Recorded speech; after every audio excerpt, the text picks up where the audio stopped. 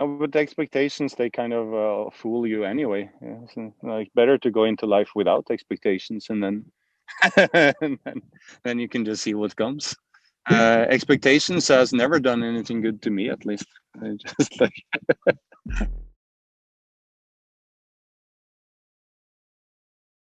by myself. No. I know everything that kind of all the changes that happens with me so gradual inside my own head, basically, that don't become surprised, basically, because it's so close. It's strange to be surprised with something that I already know, basically.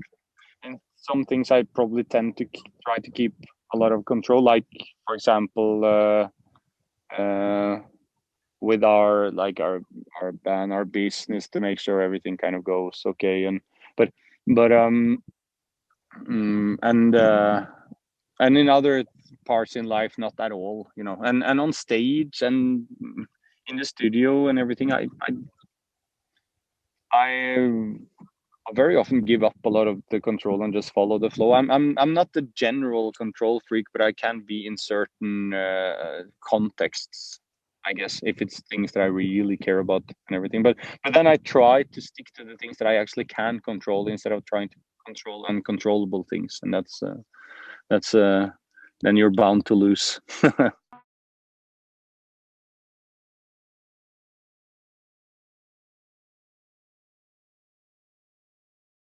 For us, it for sure has been, and it's been kind of a lifesaver for us. This streaming, uh, these streaming concepts we've had, and the format in general has been quite suitable for our type of band. Basically, I don't think it works for all type of band. I don't think it works that well if you're a punk rock band who needs to have a lot of energy from the crowd. And but when you play in a geeky prog metal band like we do, then it kind of works better to to um to do these type of events. And it's been good for us economically. It's been good for us to keep ourselves relevant. It's been good for ourselves to keep our live shape properly. So in general, for us, it's been in just a very positive thing, basically. Oh, it's this album is it's just written and built and recorded in a completely different way than before. So I'm kind of struggling a bit more to apply this metaphor to this album, because usually it's a result of one big process. This album is a result of kind of 10 separate smaller processes.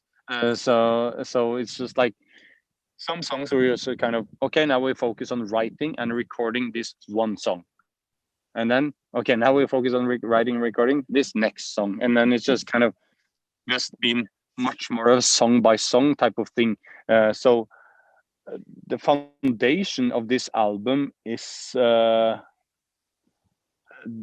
the ability and guts to be intuitive, basically, and to just that's the foundation of this album, is to just make something when you were not supposed to make something. So kind of just jump straight out of your comfort zone and just do something, and the result will be the result, and the result will be just a result of the period you've been in, basically. So like, of course, I had help from everyone, when it's not like everyone has their own contribution, but when it comes to the songwriting, Tor and me wrote Castaway Angels together. So that's kind of his compositional contribution. And then Simon wrote the first sketch for Have You Ever. But of course, like, but then I wrote like the chords for the chorus there, and also I wrote the lyrics and the melodies. So it was kind of that song he was a part of. And then the other ones, then we had the Nighttime Disguise, for example, that we kind of did together in the studio with the fans watching us. So that was kind of all of more of a collaborative effort, so to speak. Even though, of course, I tend to take a leading role in this type of things, but especially in the overview of the songs. But we kind of have a like when it comes to putting everything together into one piece of music, it's I usually take charge of that in almost all the songs. But even though it's a collaborative effort, that's kind of how we tend to work. But then you have the for example, on that song, Robin on board was much more focused on the kind of detail level on the rhythmical patterns and everything. So yeah, we live streamed that whole writing process and recording of that song. So that was quite interesting. I have such a strong working relation and friendly relation also with David Castillo, and we've been working together for such a long time. So for me, like, he's my kind of go-to guy when I want to work with someone in a studio, because we know each other so well, and what we have built together over the years, it's kind of something that takes a lot of time to get that understanding in between two people. So kind of he knows me very well, and I know him very well. So it's kind of just works super well when we do things together.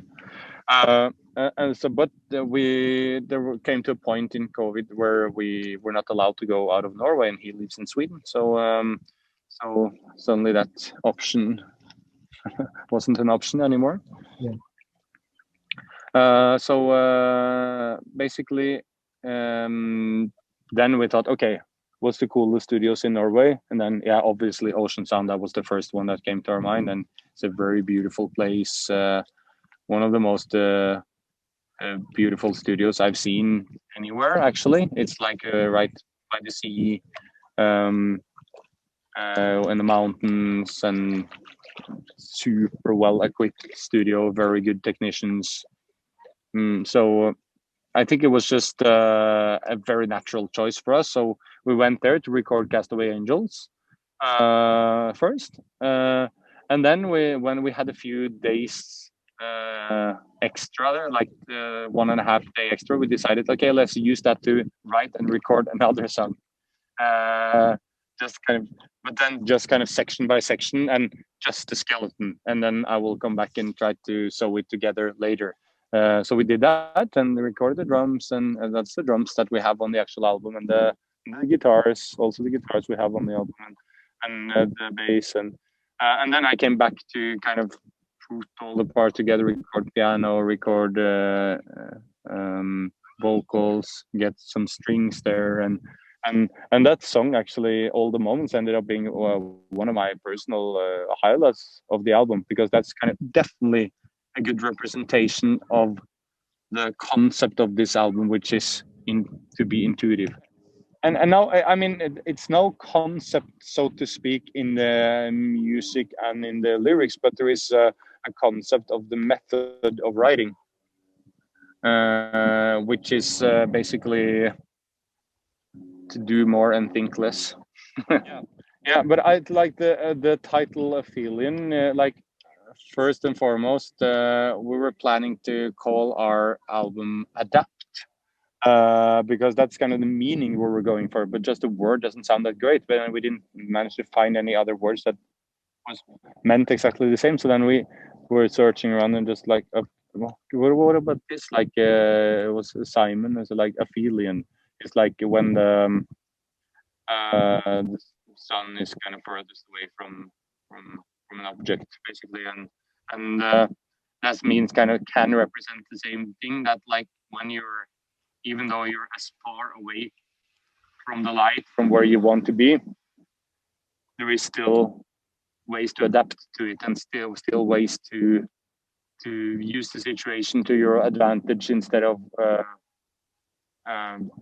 actually thinking about how much better things were before. So it relates a lot to the situation we've all been in for the last 1.5 year, to the COVID situation, and even though the lyrics themselves don't really address that situation, the album title and artwork. They it kind of it's it's about that.